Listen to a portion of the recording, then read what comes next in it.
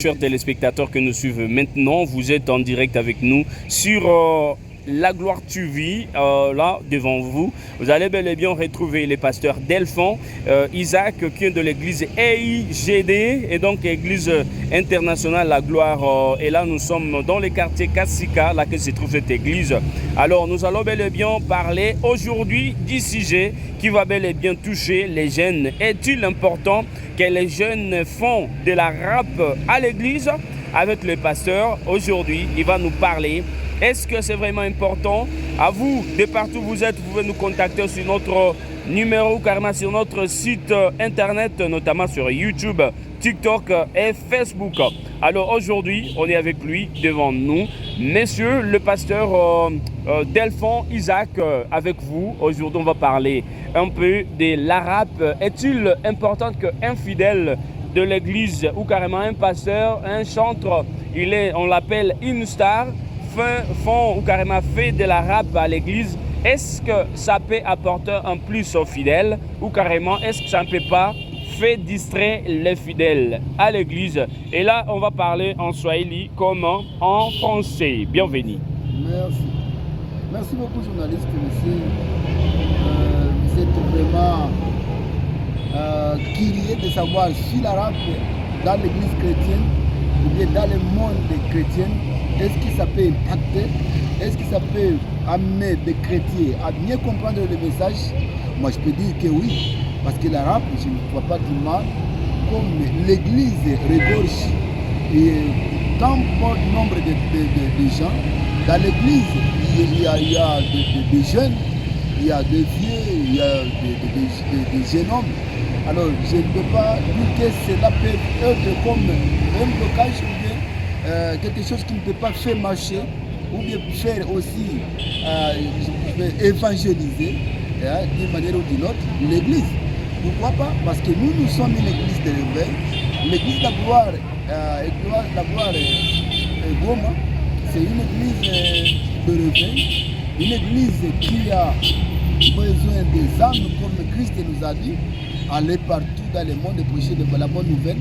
Et là, je crois qu'avec la rap, donc comme nous avons la jeunesse, et nous avons besoin même d'autres jeunes qui se joignent de nous, en fait, qu'ils puissent exercer le métier, qu'ils puissent aussi prêcher la bonne nouvelle dans leur métier. La rap, ça ne dérange pas chez moi, et je crois que bien aimé, notre téléspectateur aussi, peuvent me comprendre bien. Il y a aujourd'hui la rap, ça est dans des églises, il y a des églises partout, et qui font la rap parce que la jeunesse d'aujourd'hui, ce n'est plus comme la jeunesse qui dans les années passées. Aujourd'hui, nous sommes dans le 21e siècle, il faut que l'évangile aussi évolue. Comme le monde évolue, il faut que l'évangélisation aussi évolue. Voilà. Et c'est-à-dire kufanya rap ndani ya kanisa haina shida quand même. Kwetu kwangu mie kama vile mchungaji pastor wa kanisa siyaona shida kwa sababu kanisani mnaweka watu wengi.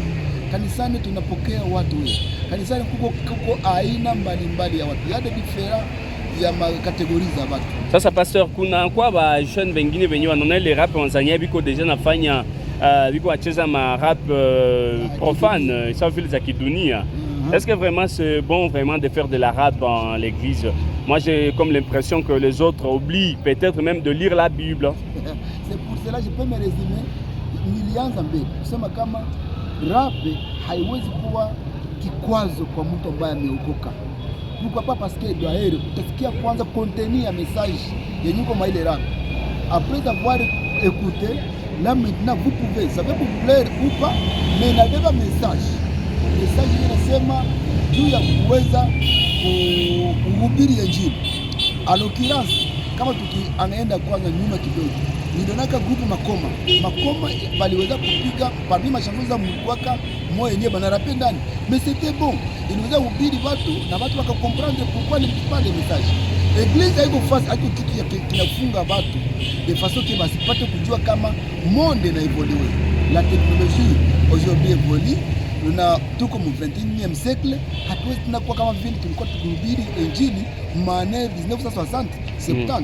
Alors leo tuko tunaevolue, najua vile aussi ile rap inaweza kusogeza ba jeunes, les jeunes qui sont loin na na kanisa, wanawaza kuingia mkanisa ni kwenda kujiizole. Non, je peux même annoncer que la jeunesse d'aujourd'hui mu église de la gloire, tuko na besoin yenu, mkuye mhubiri injili avec vos talents. Venez prêcher la bonne nouvelle avec vos talents. Si Dieu vous a donné même ce talent-là, venez, pourquoi pas l'exercer. Faire partie évangélisation. Merci. En conclusion, vous allez bel et bien nous parler, là que se trouve d'abord votre église. Et apparemment, vous avez un invité de marque. Alors, c'est qui? Et surtout qu'il y a de bonnes choses que vous préparez, surtout aux nouveaux venus de l'église. Pouvez-vous nous parler un peu en grosso modo? Oui, en grosso modo, notre invité de marque, lui, il a été notre bénédiction durant toute cette semaine. Il avait commencé avec nous le lundi matin dans notre programme qui est, si vous passez à l'église, vous allez voir notre programme qui est sur le tableau. Le lundi, nous avons un programme dénommé Plein de vie. C'est un programme qui commence à 6h30 jusqu'à 8h. Nous étions avec l'homme de Dieu.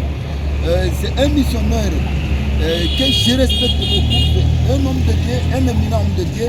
Il s'appelle Pasteur Moïse Kalaba. Il est connu dans le monde parce que c'est un missionnaire qui a fait le tour du monde. Aujourd'hui, je peux dire qu'il a 45 pays là dont il a déjà prêché, et c'est là qui fait aussi l'impact de l'évangélisation.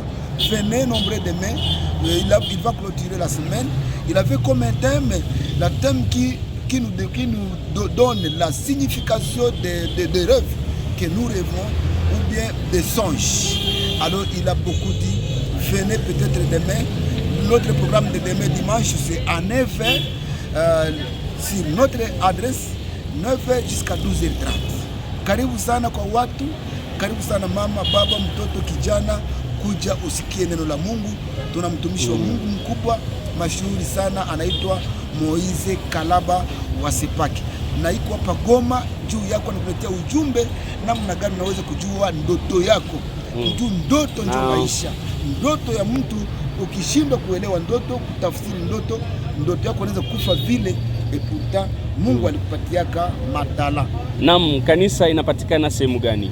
Asante sana. Kanisa linapatikana Katoi, rue Umoja numero 11. Ile parti ukifika station Jeli, ukatokea par exemple entrée président, unatokea mvile, unatokea vile, akitokea ngambo za Mutinga, station Jeli iko pale, unapanda juste mwa ile avenue 5e parcelle. Ukitokea ngambo za afya bora, entrée président Koso, unaingia tu juste, ukifika pale ku Terden, ni église ya mtumishi mkuu wa Mungu, unavuka pale, unaingia ku station Jeli, unapanda mwa ile avenue, quelques mètres après utaona logo, unatia pale ilikuwa ku Église internationale Gloire de Dieu, la gloire en cycle. Merci. Merci aussi.